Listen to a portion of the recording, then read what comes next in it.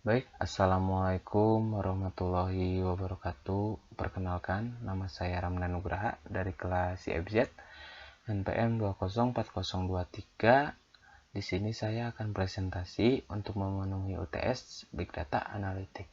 Langsung saja ke pertanyaan pertama, yaitu adalah berikan 3 contoh penerapan Big Data Analytics dalam bidang sosial media yang kamu ketahui. Dan jawaban saya adalah yang pertama adalah sosial media analitik. Sosial media analitik ini adalah biasanya untuk menganalisa data dari jejaring sosial, contohnya Facebook, Twitter, atau Instagram. Biasanya sosial media analitik ini digunakan untuk melacak percakapan online tentang mungkin produk dan lain-lain gitu. Selanjutnya adalah support vector machine. Ini adalah sebuah teknik untuk melakukan prediksi gitu. Prediksi baik dalam kasus klasifikasi, regresi gitu dan lain-lain. Si SVM ini atau support vector machine ini adalah satu kelas dengan si artificial neural network. Jadi ini adalah kepintaran buatan atau AI. Yang ketiga adalah text mining. Text mining ini bisa lebih jelas ke nanti pas pertanyaan ketiga. Kita lanjut aja. Pertanyaan kedua adalah jelaskan perbedaan data yang terstruktur dengan data yang tidak struktur, serta berikan masing-masing 4 contoh. Bisa dilihat dari jawabannya gitu bahwa si data terstruktur adalah data yang dapat diproses, disimpan, dan diambil dalam format tetap. Nah, contohnya itu biasanya dari data Excel atau data database gitu. Jadi data struktur ini data yang sederhananya itu rapi dan jelas serta dengan kolom-kolom gitu, kolom-kolom yang rapi. Contohnya data karyawan aja di suatu Excel gitu, jelaskan nama, alamat, dan lain-lain. Lalu si data tidak terstruktur ini adalah data kualitatif yang artinya tidak dapat diolah atau dianalisis dengan alat dan metode konvensional. Nah, jadi data yang tidak struktur itu bisa dibilang yang tidak spesifik seperti si data terstruktur. Dan contoh data struktur adalah Customer Relationship Management atau CRM, Industry Research Data, data sensor, dan data penjualan suatu perusahaan. Lalu contoh data tidak struktur adalah streaming instrumen data, gambar grafis, webpack, dan PowerPoint presentation. Ini juga termasuk data tidak struktur ya. Selanjutnya adalah berikan 3 contoh penerapan metode text mining. Saat ini referensi dapat bersumber dari jurnal, paper, dan sumber informasi lainnya. Nah, tadi udah dikasih tahu ya pas pertanyaan pertama. Dari penjelasannya dulu ya, bahwa text mining ini saya dapat dari kalau nggak salah websitenya tuh garudacyber.co.id, bahwa jawabannya adalah text mining itu adalah proses mengeksplorasi dan menganalisis sejumlah besar data teks tidak terstruktur. Jadi bisa digarisbawahi adalah bahwa ini adalah menganalisis sejumlah besar data teks yang tidak terstruktur. Jadi ekosistem dari si text mining ini adalah data tidak struktur gitu. Contohnya seperti chatbot. Chatbot ini adalah kepintaran buatan atau artificial intelligence. Jadi percakapan, kita bisa percakapan dengan si AI. Si AI itu dia bisa mengidentifikasi kata-kata yang kita chat ke dia dan dia bisa membalas sesuai kayak manusia mungkin. Lalu yang kedua adalah filtering spam aplikasi chat. Ini adalah filtering spam, contohnya email aja. Email kita biasanya suka dikaitkan atau ditautkan contohnya ke aplikasi e-commerce, Tokopedia gitu. Tokopedia. Itu kan pasti biasanya suka mengirim spam pesan baik iklan atau promosi dan lain-lain. Itu si filter spam ini bisa membatasi si spam pesan gitu. Lalu selanjutnya adalah searching platform. Searching platform ini contohnya ya YouTube gitu, mencari suatu keyword. Contohnya musik, pastikan muncul rekomendasi yang ada hubungannya dengan si musik. Nah, itu adalah searching platform. Selanjutnya yang keempat, berikan satu contoh kasus penerapan Big Data dengan menggunakan Apache Spark. Lalu jelaskan. Jawaban saya adalah dari sumbernya dulu. Ini tuh dari jurnal Program Studi S1 Sistem Komputer Fakultas Teknik Elektro Universitas Telkom yang berjudul Implementasi Apache Spark pada Big Data berbasis Hadoop Distributed File System. Jurnal ini dilatar belakangi dengan tantangan teknologi yang dapat menghandle Big Data. Ya, jadi namanya manusia ya penasaran gitu dengan challenge atau si tantangan. Bagaimana sih si Big Data itu bisa menghandle gitu. Bisa ditemukan agar si Big Data itu lebih efektif dan efisien performanya. Lalu tujuannya adalah membandingkan Apache Spark dengan Hadoop MapReduce dalam pemrosesan Big Data. Jadi ini tuh balik lagi ya, membandingkan dua aspek antara si Apache Spark dan si Hadoop MapReduce atau model pemrograman. Ini adalah salah satu model pemrograman. Dan yang ketiga adalah identifikasi masalah. Suatu keluhan gitu, lamanya proses dalam memproses data. Lalu di zaman sekarang kan sudah banyak gitu keanekaragaman jenis data dalam suatu big data. Dan hasil dari jurnal atau penelitian ini adalah bahwa Apache Spark lebih efektif dalam response time atau pemrosesan dalam menghandle si big data. Hampir pas saya baca tuh hampir 300 sampai 600 detik ya, bahwa si Apache Spark itu lebih cepat dalam si response time ini dalam memproses big data itu. Tetapi dari kesimpulannya itu ya otomatis ya bahwa si Apache Spark itu lebih unggul dari si Hadoop MapReduce. Tapi performa Apache Spark itu bisa bagus dengan dukungan hardware yang mumpuni. Jadi si Apache Spark itu bisa bagus dalam response time atau menghandle si big data, tapi harus didukung dengan hardware yang mumpuni gitu. Selanjutnya pertanyaan kelima, carilah satu judul jurnal internasional tentang topik big data yang menurut kalian menarik.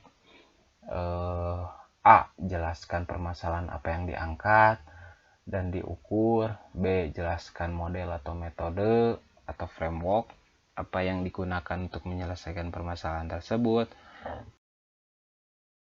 Lalu yang C adalah jelaskan hasil analisa yang didapatkan. Jawaban saya adalah permasalahan yang diukur adalah dari transportasi.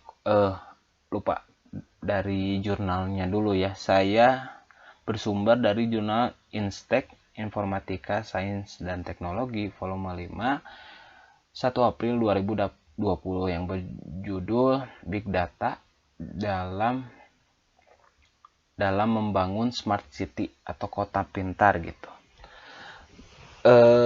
permasalahan yang diukur pada jurnal ini adalah transportasi kota, keamanan publik, dan kesehatan masyarakat. Lalu metode atau framework yang diukur adalah prediksi analisis dan sosial media analisis.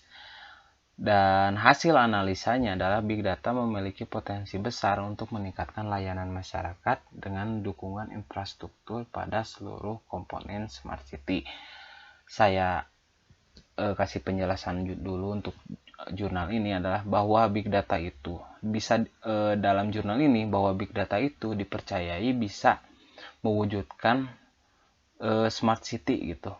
Smart city itu kota pintar ya, baik dari si infrastruktur transportasi kota, keamanan publik. Ditulis dari jurnal itu bahwa big data itu diyakini bisa memberantas korupsi gitu dan lain-lain. Dan dari segi kesehatan masyarakat, contohnya bisa lebih real time dalam dalam melihat gitu atau mengontrol kesehatan masyarakat, dan juga dari teknologi-teknologi medis gitu di suatu kota. Itu big data itu bisa dipercaya bisa sangat memajukan atau mewujudkan smart city. Dan dari model atau metode untuk si jurnal ini adalah lebih ke ditulis ya yang B, prediksi analitik atau analisis prediksi, dan sosial media analitik atau media sosial analisis. Tapi penelitian ini lebih condong ke si prediksi, analisis prediksi. 75% menurut saya lebih ke arah prediksi analisis. Dimensi-dimensi yang diukurnya itu saya ambil salah satunya aja ya. Contohnya smart economy, prediksinya seperti apa, lalu dipantau analisis media sosialnya seperti gimana, lebih bagusnya gimana gitu smart economy itu. Dan tantangan dari si infrastruktur transportasi, keamanan publik, dan kesehatan masyarakat. Jadi dimensi ekonomi itu lebih keluas gitu. Dan smart mobility, mobilitas SDM di suatu kota itu seperti gimana, dan selebihnya. Dan kesimpulannya adalah, atau balik lagi ya, big data itu dipercayai gitu. Kesimpulannya itu. Dan dalam jurnal ini dituliskan supaya bisa ada yang lebih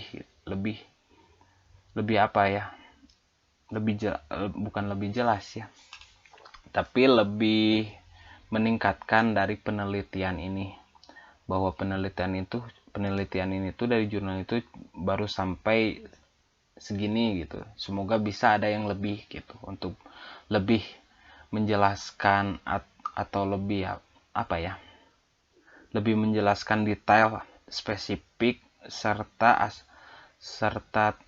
tahapan-tahapan yang lebih jelas untuk si smart city ini gitu. Keinginan dari penulisnya itu seperti itu. Selanjutnya, pertanyaan ke-6. Setelah menjawab 5 pertanyaan di atas, apa rencana penelitian kedepannya yang akan kalian lakukan atau ide yang kalian tawarkan terkait dalam bidang big data analitik? Ya, jawaban saya adalah hikmah gitu ya.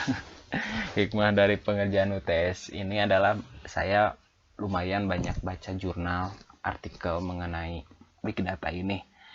Dan seluruhnya sih ya, 100% bahwa jurnal atau artikel itu membicarakan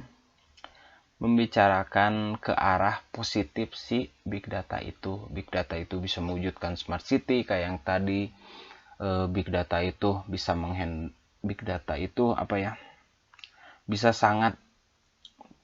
bisa sangat menyederhanakan kegiatan-kegiatan manusia yang kompleks gitu. Dan masih banyak lagi. Intinya big data itu sangat-sangat powerful gitu dalam membantu pekerjaan-pekerjaan manusia di masa mendatang gitu, baik yang kompleks, yang sederhana, dan lain-lain. Tapi dari artikel atau jurnal yang saya baca nggak ada gitu nggak ada pembahasan mengenai konsekuensi atau resiko dari si big data itu gitu. Saya ambil analoginya ya, analogi sederhananya. Big data berarti kan suatu data yang besar. Seperti air gitu dalam gelas. Gelasnya tuh gede dan air itu sebagai datanya. Ketika sudah benar-benar air itu penuh, itu mau digimanain gitu. Mau diapakan? Apa mungkin menjadi monster data gitu. Kan gimana gitu, itu bagaimana gitu di distribusinya, bagaimana di handle-nya gitu, bahwa bagaimana ke depan itu big data itu udah benar-benar membludak gitu dan akan menjadi efek samping ke hal apa ya, ke hal-hal apapun gitu, ke hal-hal apapun.